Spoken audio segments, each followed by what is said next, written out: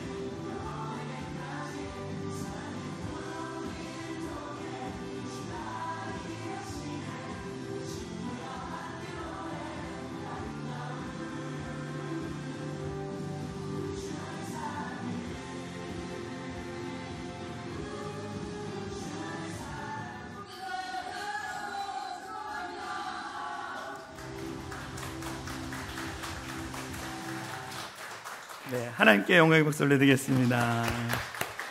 아멘. 우리 청년부 중고등부 수련회 놀다 오는 것 같지만 여러분 그 안에 교제가 있습니다. 네, 우리 여기 5명이 교회를 처음 나간 친구들이 5명이 온 거예요. 제가 나름대로 설교 열심히 연고 준비하고 이번에 은혜 받게 하자, 집회도 막 길게 하자 막 해서 막 준비했는데 교회를 한 번도 가본 적이 없다라는 거예요. 5명이. 어떡합니까 하나님? 기도하는데 하나님이 다 바꾸라는 거예요. 그래서 원고대로 안 하고 그냥 복음 그리고 너희들이 모르지만 하나님은 살아계시고 그 하나님이 너를 이곳에 보내셨다. 그래서 하나님께 인생을 드려야 한다. 이 얘기만 했어요. 이 얘기만. 그 아이들이 올지 안 올지 또 어떻게 합니까? 여러분 그렇지 않아요? 그러니까는 이때가 기회다. 얘네는 뭐 수련회가 뭔지도 모르고 부모님한테 그냥 그 친구 교회에 있는데 그냥 따라간다 해서 온 거예요. 왔는데 뭐 또 뭐 성경책도 모르고 찬양도 모르고 막 멀뚱멀뚱 보고 있는데 그래서 하나님 이 아이들 계속 생각나게 해달라고 생각나게 하려고 제가 얼마나 기도 많이 했겠습니까? 우리 아내랑 계속. 그래서 놀라운 기적이 일어났어요. 지난주에 한 아이가 왔고 이번에 두 번째 또 아이가 왔어요. 그런데 지난주에 왔던 그 아이가 일주일 내내 우리 교회 이야기를 했다라는 거예요. 내가 교회를 처음 갔는데 교회가 너무 재밌더라. 너무 재밌더라. 교회에 뭐 찬양이라는 노래를 부르는데 이게 밤마다 생각난다는 거예요. 밤마다. 그래가지고 엄마 앞에서도 불렀대요. 그래가지고 엄마가 솔직히 고백했대요. 나도 청년 때 교회를 나갔었다. 근데 수련회를 갔는데 그 수련회 때 조금 어려움이 있었나 봐요. 그 다음부터 교회를 안 나가셨다는 얘기를 그 딸한테 한 거예요. 그 얘기를 우리 딸이 저희 집에 와서 이야기하는데 어찌 내가 은혜가 되든지. 그러면서 그 아이가 막 교회 야 교회에 있는데 그냥 공짜로 밥도 주더라. 근데 되게 재밌어 교회가. 그런데 저녁까지 있으니까 저녁도 주더라. 지난주에 저녁도 먹었거든요.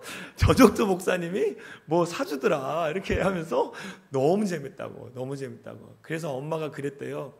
야, 너 양심 좀 있어라. 점심도 먹고 저녁도 먹는데 야 진짜 헌금이라도 가져가라. 그래가지고 이번 주에 헌금을 가져온다고 하더라고요.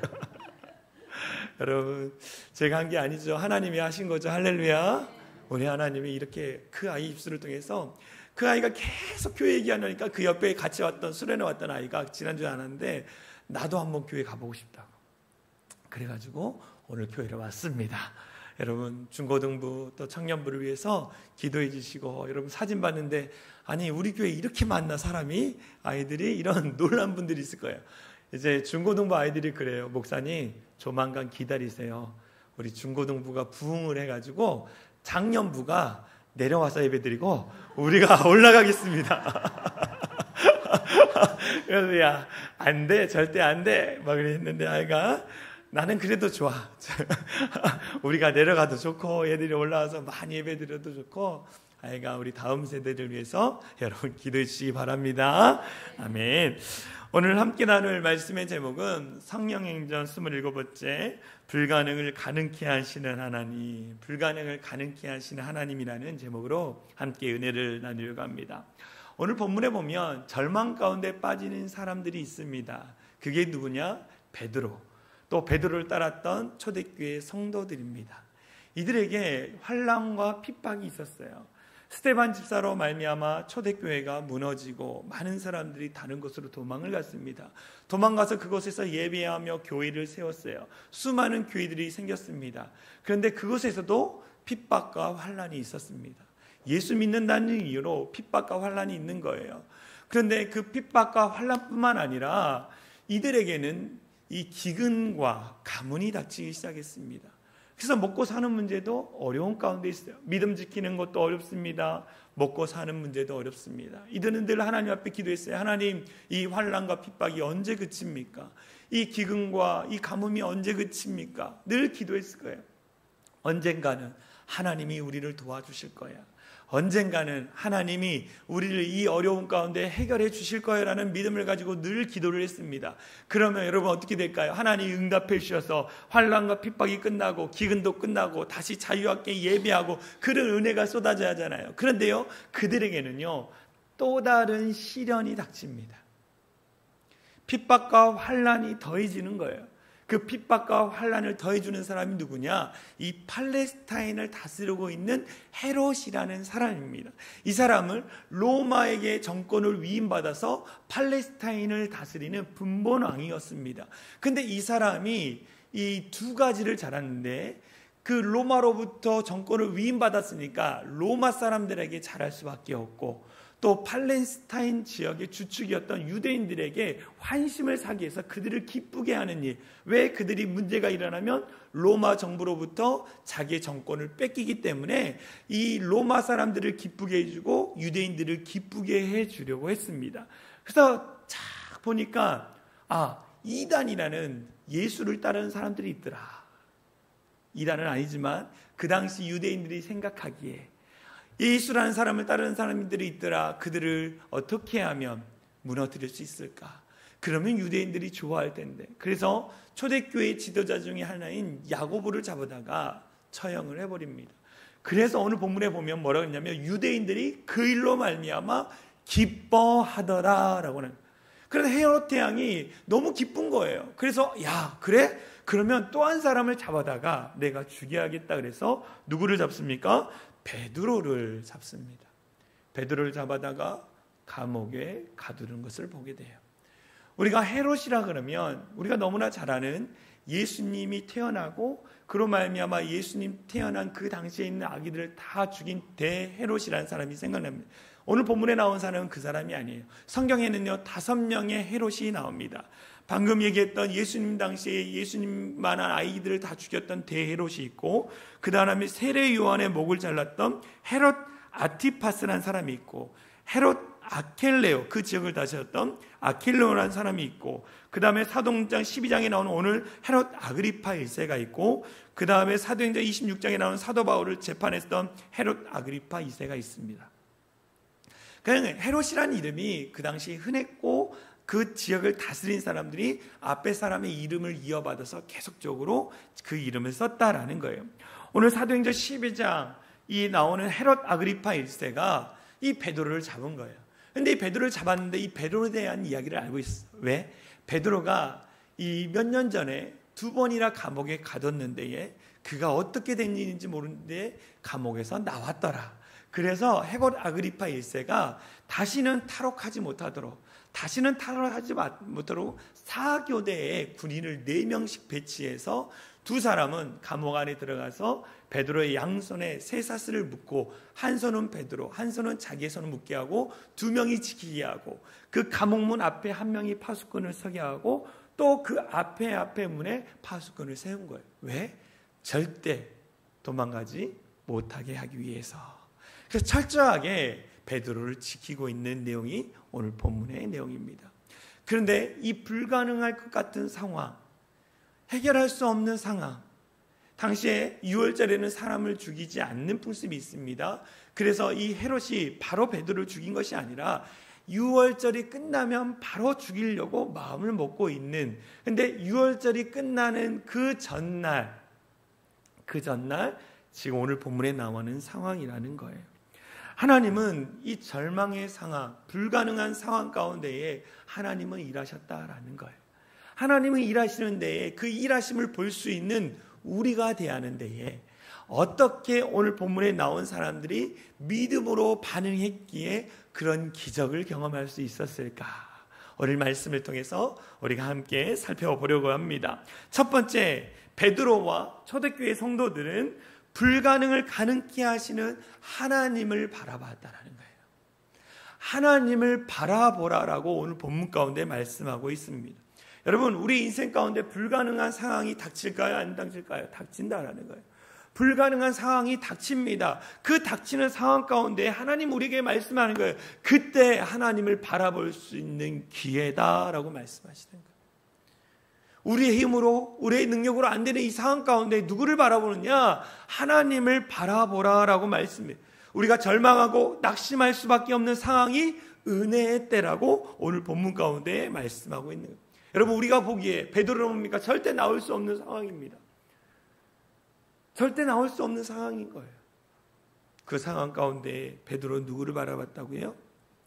하나님을 바라본 거예요. 하나님을 바라본. 제가 이번 주에 제 아는 분의 부모님이 이제 갑자기 소천을 하셨습니다. 이 부모님이 이제 암에 걸렸다는 이야기를 제가 들었었습니다. 그러다가 이제 여러 가지 상황이 돼서 요양원에 모시고 그러다가 소천하기 지난주에 가서 아버님 얼굴을 보고 이제 다 인사도 나누고, 그리고 나서 이제 주중에 장례가 났다라는 거예요. 그 암이라는 이야기를 들었을 때 제가 아는 분이 자녀분인데 굉장히 마음이 어려웠다라고 이야기를 해주셨어요. 그리고 이제 얼마 살지 않을 시간을 갖고 있다는 이야기를 듣고 충격을 받은 거예요. 마음이 낙심이 되고 어찌할 바 모르는 상황 가운데에 하나님 앞에 가서 기도를 했다랍니다. 하나님 앞에 기도를 갔다. 아버지야 이미 두렵고 염려 가운데 있지만 자녀인 자기가 하나님 앞에 기도했어요. 하나님 앞에 기도하고 하나님이 주신 평안함을 가지고 아버지의 손을 잡고 기도를 했다라는 거예요. 그랬더니 두려움이 사라지고 마지막으로 봤을 때에 기쁨으로 인사를 나누고 나왔다라는 이야기를 들었습니다. 여러분, 이처럼 우리 인생 가운데는 정말로 말할 수 없는 고통과 아픔의 시간이 주어질 수 있다는. 제가 그래서 이번 주에 그분의 장례식을 보고 또 이제 장례를 같이 이제 조문하고 돌아오면서 잘해야겠구나. 부모님한테 잘해야겠구나. 이런 마음이 갑자기 또 들었어요. 여러분, 우리가 이런 불가능한 상황 가운데에 절망할 수밖에 없는 상황 가운데에 누구를 의지할 수 있을까요? 누구를 바라볼 수 있을까요? 하나님밖에 없다라는 거예요. 여러분, 하나님을 바라볼 수 있는 우리 모든 성도들 되어지기를 간절히 소망합니다. 하나님을 바라보며 어떤 일이 일어날까요? 하나님이 행하시는 기적을 볼 수 있다라는 거예요. 오늘 본문에 보겠습니다. 사도행전 12장 7절에 보면 이런 말이 나와요.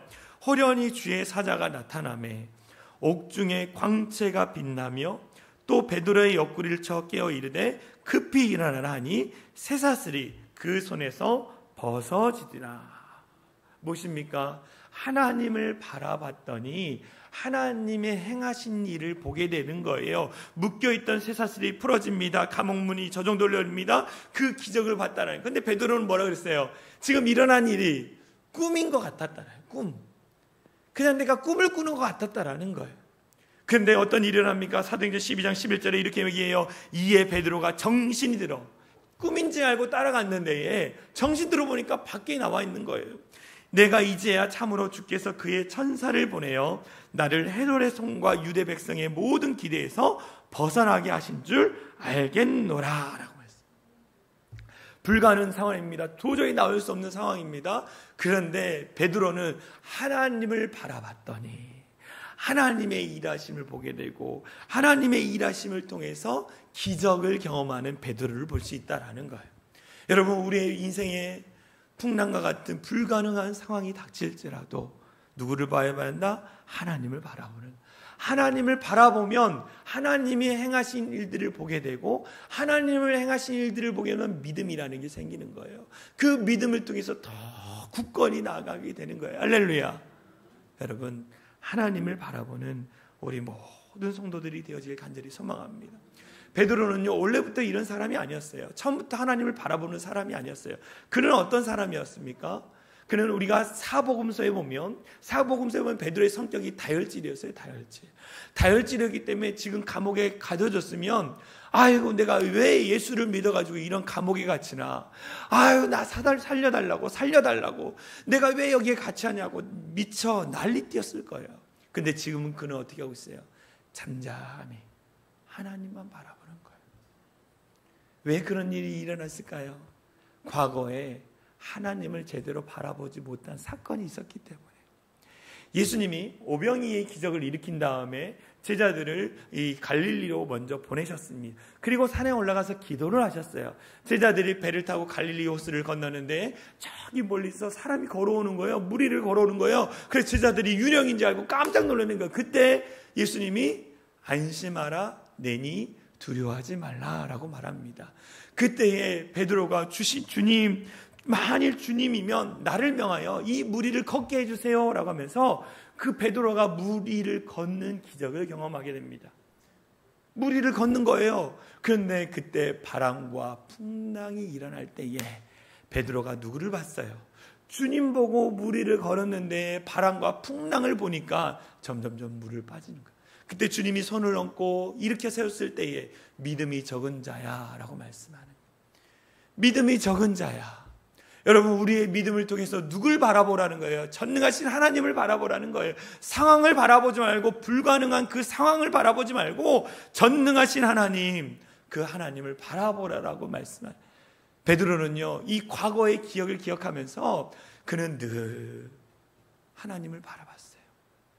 지금 내게 주어진 불가능한 상황, 문제의 상황을 바라본 게 아니라 하나님을 바라봤다라는. 그래서 히브리서 기자가 이렇게 얘기를, 히브리서 12장 2절에 믿음의 주여 또 온전하게 하신 이인 예수를 바라보자. 예수님만 바라보라는 거예요. 예수님만 바라보라는 거. 여러분, 신앙생활이라는 것은 무엇입니까? 신앙생활이라는 것은 훈련이에요. 이 훈련 중에 하나가 뭐냐? 늘 하나님만 바라보는 거. 그 훈련을 해야 하는 거예요. 여러분, 우리가 하나님을 바라보다가 세상을 바라보고 내 문제를 보고 상황을 보고 가족을 바라보면 점점 믿음이 떨어질 수밖에 없어요. 그런데 그 상황 가운데 내가 믿음의 눈을 들어 믿음의 주여 온전케 하신 예수를 바라보면 내가 믿음이 점점 자라나는 거예요. 하나님의 행하신 일들을 보게 됩니다. 여러분, 불가능을 가능케 하시는 하나님을 바라보는 우리 모든 성도들 되어질 간절히 소망합니다. 두 번째, 불가능한 상황 가운데 어떻게 하라고 말씀하시냐면 하나님께 맡기라라고 해요. 불가능을 가능케 하실 하나님을 맡기라는 거예요. 맡기라는 거. 사도행전 12장 6절에 보십시오. 헤롯이 잡아내려고 하는 그 전날 밤에 베드로가 두 군인 틈에서 두 쇠사슬에 매어 누워 자는 데에 파수꾼들이 문 밖에서 옥을 지키더라라고 했어요. 지금 베드로가 뭐 하고 있다고요? 자고 있대요, 여러분. 자고 있대요. 여러분, 내일이면 처형당할 수밖에 없는 상황입니다. 내일이면 죽음이 나를 기다리고 있는 거예요. 여러분 같았으면 어떨까요? 주무실 수 있을까요? 못 주무는 거예요. 잠이 안 오는 거예요. 내가 어떻게 살아왔나? 내가 왜 예수를 믿어서? 아니면 내가 왜 잘못한 게 있나? 그러면서 원망하고 불평하고 많은 이야기를 갖고 있죠. 그래서 잠이 오지 않을 거예요. 잠이 오지 않을 거예요. 그런데 지금 베드로는 뭐 하고 있다고요? 잠을 자고 있다라는 거예요. 이전에 베드로에게 볼 수 없는 믿음이 그 안에 있는 거예요. 그런데 잠을 자는데 이전과 같이 자는 게 아니라 누군가가 깨워야만이 일어날 수 있는 깊은 잠을 잔 거예요. 깊은 잠을. 여러분, 이거는 어떤 믿음이냐? 전적으로 내 인생을 하나님께 맡기는 베드로의 모습을 보게 되는 거예요. 베드로가 예수님을 만나고 예수님을 따르겠다고 했습니다. 그래서 예수님과 함께 동행을 했어요. 그런데 예수님이 십자가의 사건으로 말미암아 십자가에 달려 죽으셨습니다. 그때 베드로는 어디 갔을까요? 십자가 밑에 있었나요? 아니요. 자기의 고향으로 가서 다시 이전에 했던 물고기를 낚는 일들을 하는 거예요. 그때 부활하신 예수님이 찾아오셔서 다시 내게 맡겨진 사명을 감당하라 라고 말씀했어요. 베드로는 문제가 생기고 어려움이 생기면 맡겼던 그 하나님 다시 나를 찾아와서 내 삶으로 들어갔어요. 그런데 이제 부활하신 예수님을 만나다 보니까 이제는 진짜 예수님을 신뢰하고 예수님의 말에 순종하는 베드로를 보게 되는 거예요. 전에는 50%만 맡기고 문제가 생기면 다시 찾아왔지만 이제는 내가 100% 전적으로 하나님을 신뢰하고 예수님께 맡기는 베드로의 모습을 보게 된다는 거예요. 맡기니까 내 인생조차도 내가 내일 죽을지언정 그 나머지의 모든 것은 하나님이 함께 하실 것이다. 하나님이 역사하실 것이다. 내가 죽음 위에도 저 영혼은 천국으로 갈 거니까 내 영혼을 하나님께 맡기고 내 삶 자체를 하나님께 맡기는 베드로의 모습을 보게 되는 거예요. 그는 다시 업으로 돌아가거나 과거로 돌아가지 않고 내 인생을 책임져주고 가장 좋은 길로 인도하시는 하나님께 내 삶을 전적으로 맡기고 있다는. 그래서 베드로가 초대교회 성도들을 향해서 뭐라 그랬냐? 베드로전서 5장 7절에 이렇게 얘기합니다. 같이 읽겠습니다. 시작. 너희 염려를 다 주께 맡기라. 이는 그가 너희를 돌보심이라. 너희의 염려와 근심과 상황과 모든 환경을 다 주께 맡기라 라고 말씀하는 거예요. 내가 맡겨봤더니 감옥에서 나왔고, 맡겨봤더니 내 인생의 대로가 열리고, 맡겨봤더니 내 삶이 평안 가운데 있더라 라고 베드로가 얘기하는 거예요. 여러분, 주님 앞에 우리의 인생을 맡기는 성도들 되어질 간절히 소망합니다. 그 상황의 문제도, 그 아픔도, 그 모든 여건도 다 주님 앞에 맡기는 거예요. 맡기는 거. 근데 여러분 이게 잘 안 돼요. 잘 안 돼요. 말씀을 드리면 그래 주님 앞에 맡겨야지. 내 가족도, 내 자식의 문제도, 내 상황도, 내 모든 문제도 다 주님 앞에 맡겨야지 라고 하는데 잘 안 돼요. 잘 안 돼요. 온전히 맡기지 못한다라는 거예요. 그렇게 말씀을 들어왔고 그렇게 기도왔는데도 잘 맡기지 못하는 거예요. 맡기지 못해. 무거운 세상의 짐을 다 짊어지며 가는 거예요. 짊어지며 가는 거예요. 여러분 그런데도 주님은 맡기라고 말씀하는 거예요. 저도 내 모든 삶을 하나님께 맡기겠습니다 라고 고백하며 전도사 또 목사로서 지금 살아가고 있어요. 하나님 내 삶은 하나님의 것입니다. 내 것은 하나도 없고 하나님의 것입니다 라고 맡겼어요. 그렇죠? 맡기니까 지금 이 자리에 와 있겠죠? 그런데 어느 순간 제가 이런 고백을 하고 있어요. 하나님, 저의 너무 연약함도 있고 부족함도 있고 그래서 하나님 맡겨주신 사역을 잘 감당하지 못하네요. 때로는 버거울 때도 있습니다. 하나님의 교회를 제가 목회를 잘하고 있나요? 너무 힘이 들고 너무 버거울 때도 있습니다. 이렇게 기도할 때가 있어요. 이렇게 기도할 때 하나님이 뭐라 그런지 아십니까? 이렇게 기도하면 목회를 내가 하니 우리는 하나님께 맡겼고 하나님이 우리 사랑의 창일한 교회를 이끌어가고 우리 성도들의 삶을 이끌어간다는 걸 알고 있어요. 나도 그렇게 신앙을 고백했고 우리 하나님 우리 성도들의 삶을 이끌어가실 것입니다 라고 고백했음에도 불구하고 내가 하나님 앞에 맡기지 못한 내 모습이 보는 거예요. 저만 그럴까요? 하나님이 내 인생을 이끌어가고 우리 사랑의 창일한 교회 성도들이 이끌어간다라고 분명히 신앙으로 고백은 했지만 내가 하는 것, 내가 해야 한다라고 생각하는 저의 연약한 모습이 있어요. 하나님 내 사랑하는 자녀들을 하나님 앞에 맡깁니다라고 말하면서도 놓지 못한 내 연약함의 모습이 있다라는 거예요. 그런데 하나님은 늘 찾아와서 뭐라 말씀하시는 거예요? 맡기거라. 나를 신뢰하고 나를 의뢰하라. 맡기라는 거예요. 여러분 안에 부족함이 있어요. 연약함이 있어요. 다 맡기지 못하는 부분이 있습니다. 그런데 우리 한번 하나님께 전적으로 맡겨보는 우리 성도들 되어질 간절히 소망합니다. 여러분 하나님께 맡기면 어떤 일이 일어나느냐? 솔로몬이 얘기했어요. 잠언 16장 3절 같이 읽겠습니다. 시작. 너의 행사를 여호와께 맡기라. 그리하면 내가 경영하는 것이 이루어지리라. 여호와 하나님께 맡기라. 내가 경영하는 것을 다 하나님이 이루어 주신다라는 거예요. 내가 하면 안 돼요. 하나님이 하셔야죠. 내가 하면 문제가 일어나요. 그런데 하나님이 하시면 문제가 안 일어나요. 여러분 하나님께 전적으로 맡기는 우리 성도들 되어질 간절히 소망합니다. 먹고 사는 거, 질병의 문제, 자녀의 문제 모두 다 진짜 하나님 앞에 맡겨보는 우리 성도들 되어질 간절히 소망합니다. 불가능한을 가능케 하신 하나님께 맡기라. 마지막 뭐라고 말씀하셨냐면 불가능을 가능케 하신 하나님께 기도하라라고 말씀하는 거예요. 기도하라. 우리가 하나님을 바라봅니다. 하나님 앞에 맡겼어요. 그것으로 끝나면 안 되는 거예요. 우리가 어떻게 하나 하나님 앞에 나아가 기도해야 하는 거예요. 기도해야 하는 거. 여러분 지금 절망 가운데에 불가능한 상황 가운데 놓여 있는 사람은 베드로뿐만 아니라 베드로를 따랐던 초대교회 성도들도 있다라는 거예요. 그들은 늘 염려했을 거예요. 야고보도 죽었는데 내일이면 베드로도 죽을 텐데 우리는 어찌해야 하나? 우리는 누구를 따라야 하나? 우리가 잘 신앙을 지킬 수 있을까? 두려움과 염려 가운데 있었습니다. 그런데 그들은 그 염려에 머물러 있는 것이 아니라 어떻게 했다? 기도했다라고 나와요. 오늘 본문 사도행전 12장 5절에 이렇게 얘기합니다. 이에 베드로는 옥에 갇혔고 교회는 그를 위하여 간절히 하나님께 기도했다라는 거예요. 기도를 하는데 어떻게 했다? 간절히 했다라는 거예요. 이 사도행전을 쓴 사람이 누구냐? 누가입니다. 이 누가가 사도행전을 기록한 것뿐 아니라 누가복음도 기록했어요. 그래서 누가복음에 기도라는 표현할 때 간절이라는 단어가 나와요.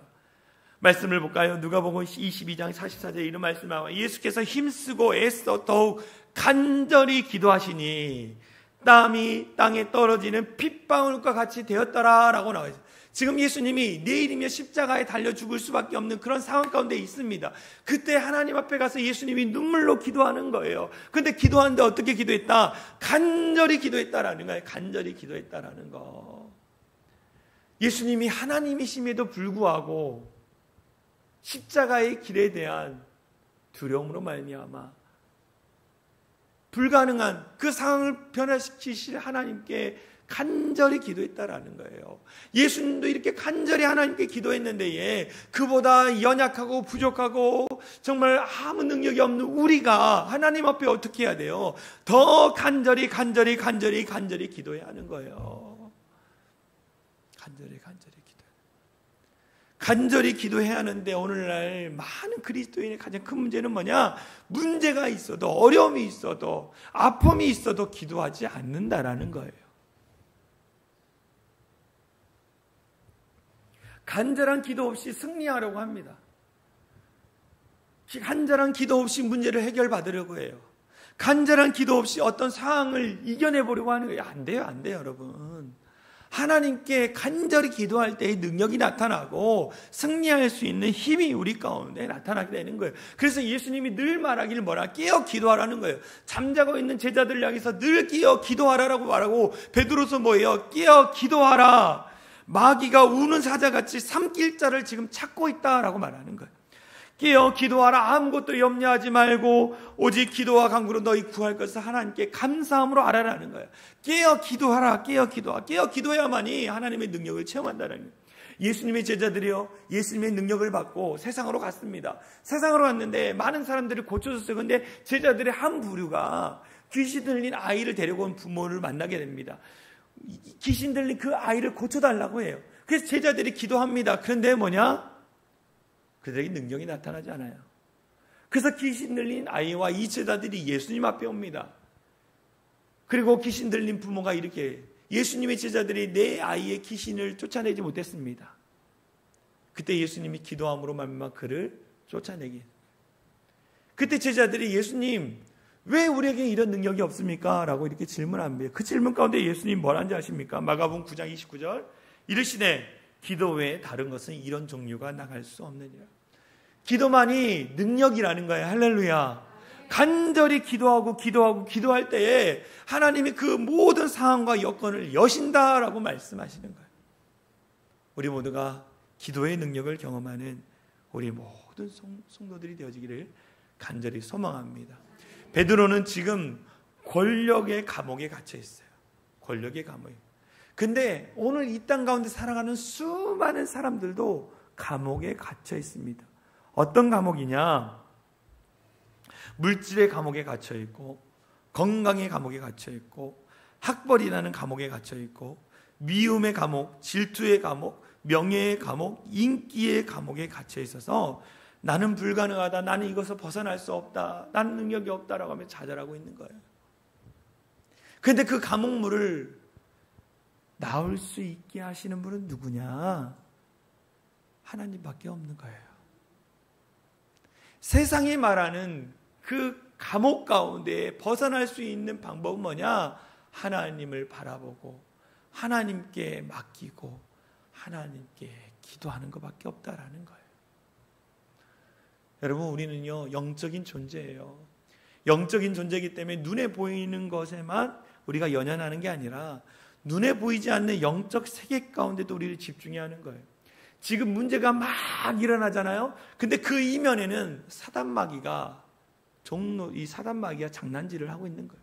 그럼 우리는 앞에 닥친 그 상황만 보는 게 아니라 그 너머에서 일하고 있는 악한 마귀를 봐하는 거예요. 그래서 나사렛 예수 그리스도의 이름으로 선포하노니 모든 분열과 거짓과 음란과 더러움과 악독과 우리를 가로막고 있는 모든 쇠사슬을 예수의 이름으로 명하노니 떠나갈지어다라고, 예수의 이름으로 명하노니 풀릴지어다라고 선포하는 거예요. 그때 자유함이 있는 거예요. 여러분, 이 자유함을 경험할 수 있는 우리 모든 성도들이 되어지기를 간절히 소망합니다. 믿음의 단계예요. 하나님을 바라보고 하나님께 맡기고 하나님께 간절히 기도할 때에 이 놀라운 기적을 우리도 경험하기를 간절히 소망합니다. 우리 같이 찬양했으면 좋겠어요. 기도를 멈추지 마라. 눈앞의 상황이 마음을 눌러도 원망하지 말고 너희 입을 지켜자. 저들은 너의 입을 보고 있다. 사단 마귀는요, 우리가 우리의 주어진 상황 가운데 원망하고 불평하고 저주하고 투정하고 그러길 바라요. 그런데 하나님은 그게 아니에요. 그 상황 가운데 기도하기 원하신다. 우리 함께 찬양하고 기도했으면 좋겠습니다.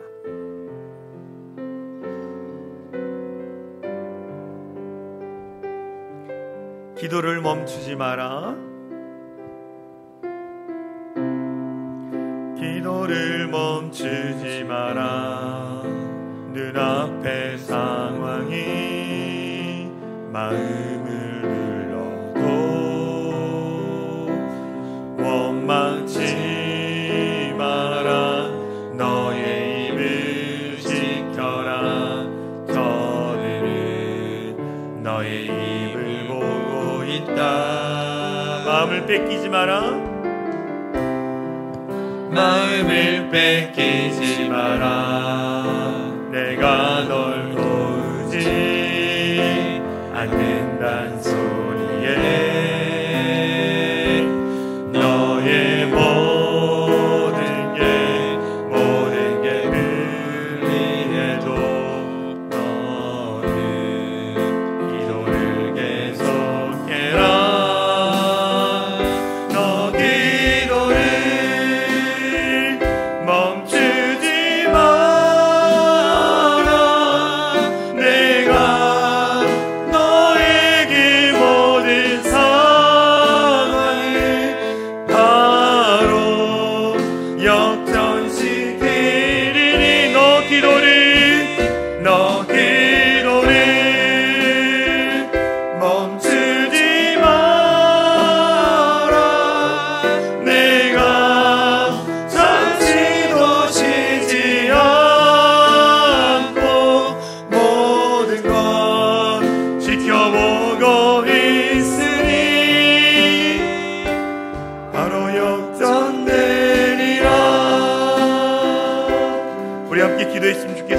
찬양의 가사처럼 우리의 입술로 원망하고 불평하지 마십시오.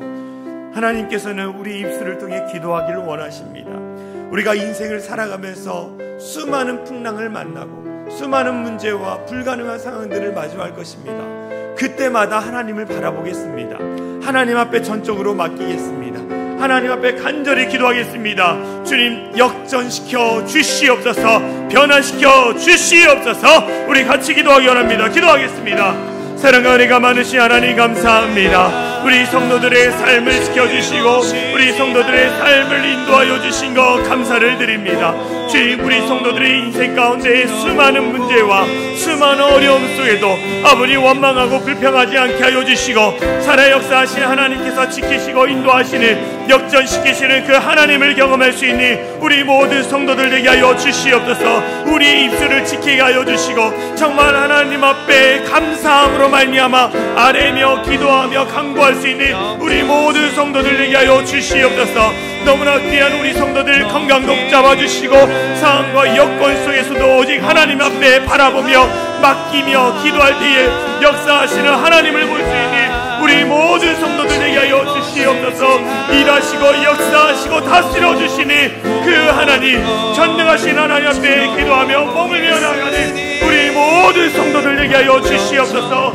하나님께서 도와주실 것을 믿습니다. 하나님께서 역사하여 주실 것을 믿습니다. 아버지, 그 믿음의 자리 가운데 그 믿음의 자리 가운데에 우리가 순종하며 올려드리며 나가는 우리 모든 성도들에게 하여 주시옵소서. 하나님 바라보겠습니다. 하나님께 맡기겠습니다. 하나님께 간절히 기도하겠습니다. 우리 모든 상황 열어주시옵소서.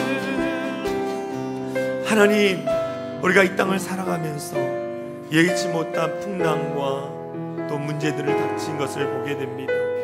그때마다 우리는 원망하고 불평하고 자절하고 낙심할 때가 참 많았습니다. 이제는 믿음의 주여 온전케 하신 예수를 바라보겠습니다. 우리를 가장 좋은 길, 가장 아름다운 인생으로 이끄시는 하나님을 바라보겠습니다. 더불어 하나님께 우리의 모든 문제와 상황을 맡기겠습니다. 우리를 가장 너무나 잘하시고 가장 복된 길로 인도하신 그 하나님 앞에 우리의 삶을 맡겨드리는 귀한 모든 성도들 되게 하여 주시옵소서. 더불어서 내가 부모로서 내 사랑하는 자녀를 위해서 간절히 기도하겠습니다. 내가 믿음의 영적인 파수꾼으로서 영적인 일들을 놓고 간절히 기도하겠습니다. 그래서 하나님의 일하심, 하나님의 기적을 볼 수 있는 믿음의 부모, 믿음의 자녀, 믿음의 성도들 될 수 있도록 인도하여 주시옵소서. 우리 성도들의 삶을 지키시고 인도하시고 가장 복되고 아름다운 길로 인도하시를 전능하신 하나님을 찬양합니다. 하나님, 늘 하나님을 향한 믿음이 굳건해지게 해주시고 더욱더 믿음이 자라날 수 있는 우리 모든 성도들 되게 하여 주시옵소서. 그렇게 하실 주님을 찬양합니다.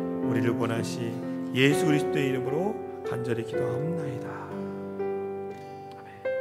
우리 다 같이 일어나서 사랑의 창이란 교회 공동체 고백하고 축도로 마치도록 하겠습니다. 우리 화면을 보면서 선포합니다. 시작. 우리는 세상으로부터 부름받은 하나님의 백성입니다. 또한 세상으로 보냄받은 그리스도의 제자입니다. 보냄받은 소명자로서 하나님을 기쁘게 찬양하는 성령 충만한 예배자가 되겠습니다. 진리를 배우고 수호하는 은혜의 빛인 훈련자가 되겠습니다. 땅끝까지 복음을 전파하는 전도자가 되겠습니다. 치유자가 되겠습니다. 온 성도가 하나 되는 화해자가 되겠습니다.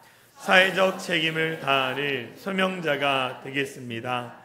그리하여 주의 나라가 이 땅에 임하며 하나님을 영화롭게 하는 교회의 공동체가 되겠습니다. 아멘.